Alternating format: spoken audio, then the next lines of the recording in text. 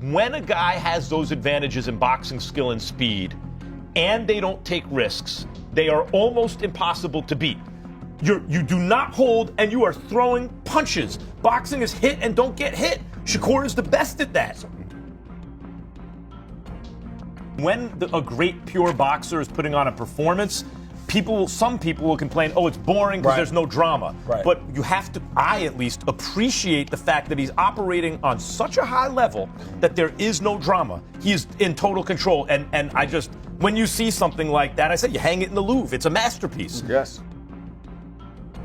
I said, with that style he fought, it doesn't matter who he fight, he would give them trouble. Max Kellerman views a potential Devin Haney versus Shakur Stevenson matchup as a sophisticated chess match instead of an all-out brawl. He highlights Haney's discipline, effective jab, and strong ring generalship, while stressing Stevenson's exceptional defense, sharp timing, and precise counterpunching. Shakur fought. I know you guys think I get on Devin Haney. No, and I like Devin Haney. But here's the difference. What you're talking about. Devin Haney boxed beautifully against Norman early and then stopped boxing. He started sitting on a lead, which is running and holding. Right. That's not boxing. Shakur boxed every second of that fight. Shakur, I can't even think of the time where Shakur grabbed Teo and held him. Not one time. Like, maybe it happened. He actually was being physical inside, but Teo was initiating. Shakur, here's boxing. Boxing is standing and punching range, right? You move your leg, you use your legs when you got to get out of range. You do not hold, and you are throwing punches. Boxing is hit and don't get hit. Shakur is the best at that. So 2 points I want to make real quick. One is, yes, you're right, Max. Different than Devin Haney.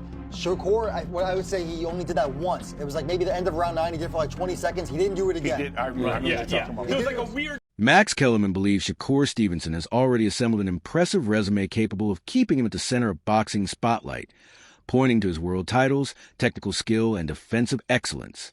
He regards Stevenson as the type of fighter who appeals to both casual viewers and dedicated boxing fans. The division. It has to be based on merit, who they beat. It must be the resume because they're earning a shot at the title. Yes. That is not the same as pound for pound. Okay. Pound for pound is what you truly believe in a given moment, right? So, yes, you should have some evidence. It can't just be a hunch. Right. But once you have the evidence you think you need, like, for example, that fight. Come on, man. It is legitimate for someone to say that they believe that Shakur is the best pound for pound fighter in the world. When I listen to what you say, Shady, what I'm hearing is, look, underneath, I really think Shakur is number one. But because I gotta give credit to Usyk for what he's doing in a bigger division, and you know what? I kind of agree with that. Where are you guys with this? Okay. I don't agree with that at all. I think Shakur has to do that 2 more times or 3 more times to be considered the face of boxing. I think he had a great performance. Different conversation, face of boxing and number one pound for pound. I'm only going off of where I know Shady is headed. I'm kind of punching where I know he's going to be because he really believed that Shakur is the. Shakur voiced unwavering belief in his abilities, saying he doesn't see anyone capable of beating him while remaining open to any opponent ready to step in and prove themselves against him. That this was a Floyd Mayweather-esque performance. What do you take when you hear those comparisons? It's good to hear. It's good to hear because a lot of people don't realize how great I am. I've been told them this. It's like you got to keep saying it over and over, and it's like, as I'm saying, it's like I'm wasting my breath because it's like people like, no, you know, oh, fight this guy. Oh, you won't do this to Teofimo Lopez. You won't it's a video of like me and when me and Cameron was going back and forth, he said something like, oh, take yourself to 140 and fight Teofimo Lopez so he can knock your head off.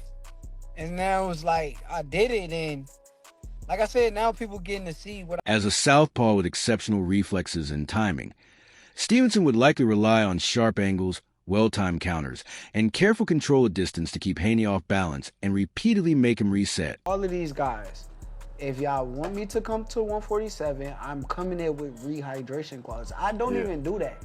But why am I going up to these guys' weight classes if I'm not planning on going there? So any of y'all want to fight me at 147? Yeah, rehydration. 10 pounds. 10-pound rehydration. That mean the IBF rule, basically. You got to understand, that means on fight night, when we get in the ring, they're going to be 157, maybe 158. Max. No bigger than 160 that night. Right. I'm cool with that. So if we could get it like, all right, like the IBF rule, 10-pound rehydration. Yes, but think about it. If there's no rehydration clause. These guys gonna get up to 170 pounds. Yeah, 175. I'm in the 140s on fight night. Yeah. So if I'm 140, they 170.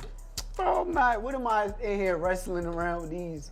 Haney, an orthodox fighter recognized for his crisp jab, smart footwork, and effective use of clinch, would aim to command the center of the ring and set the tempo of the fight.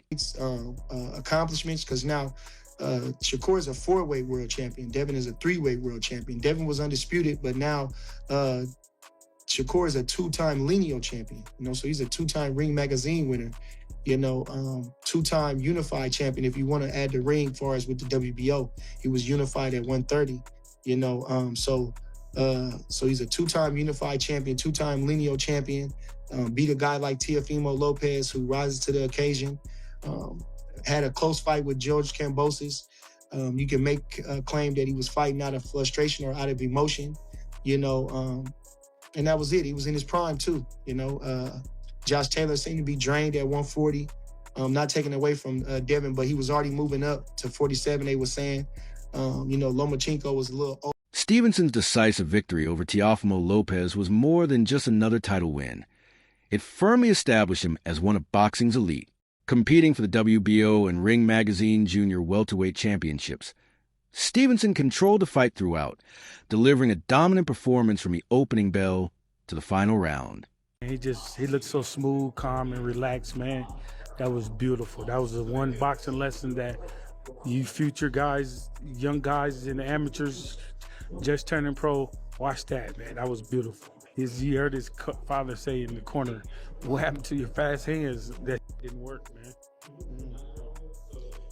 Just overall, just given the styles in boxing so well, was there any way that Teo could have put on a better performance, a better plan, and gotten a better result? No, I don't think whatever he would have brought to the table would have worked, man. Shakur just got a great boxing mind. That's just it. He's got a great boxing mind, and once he put his mind to it, he's gonna get the job done. What is it gonna take to beat someone like him? I don't know, Brian. Probably one step. The numbers highlighted his control of the bout, with Stevenson throwing and landing significantly more punches, while showing greater accuracy on both his jab and power shots from beginning to end. I think so. 109 with scorecards, so basically 11 rounds to 1. What did you think about the outcome and the fact that he was able to win so dominantly? One, shout out to New York. The true Bruce Harrington, he's world champion now. I'm so proud of him. Been watching him fight the undercards and all this stuff forever, and being a world champion tonight, I was bawling, I was crying, yo. So shout out to him. He shine every time he come out to see his story, see how much he done overcame everything. Now he get his girlfriend knockout, looking good against Jermaine Ortiz. Wonderful. Now we got the main event with Shakur, and I knew that was gonna happen. Everybody be talking all that rah to me. I know boxing, and like I told y'all, we was gonna see a little bit of athleticism, but we was gonna see Shakur be using his jab, going to the body, and we saw blood today. Shakur did great today. Only thing I can ask for is stopping. Floyd Mayweather reflected on a previous sparring match between Devin Haney and Shakur Stevenson, describing it as intensely competitive and a display of top-level ability. He pointed to the fast pace, precise technique, and concentration each fighter showed, commending their poise and overall skill. It's going to be hard to break my record because you have so many people stealing. So many people stealing. Streaming, yeah. Yeah, streaming. It's still stealing.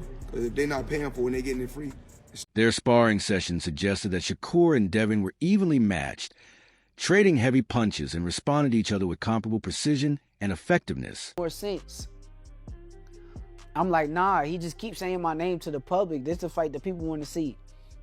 My fan base, they want to see this fight. I put the fight together. 2 days before the fight, now he's sick. He poisoned, somebody massaged him and did something to him. I don't know, all this shit that he kept talking about, but I'm just showing y'all what type of person I am. I be bugging but I know my wrongs. I understand. That's why now I gotta understand it's a business and not just get talked into. Will Haney's control be enough, or will Stevenson's defense and counterpunching dominate the fight? Share your predictions and reasoning in the comments.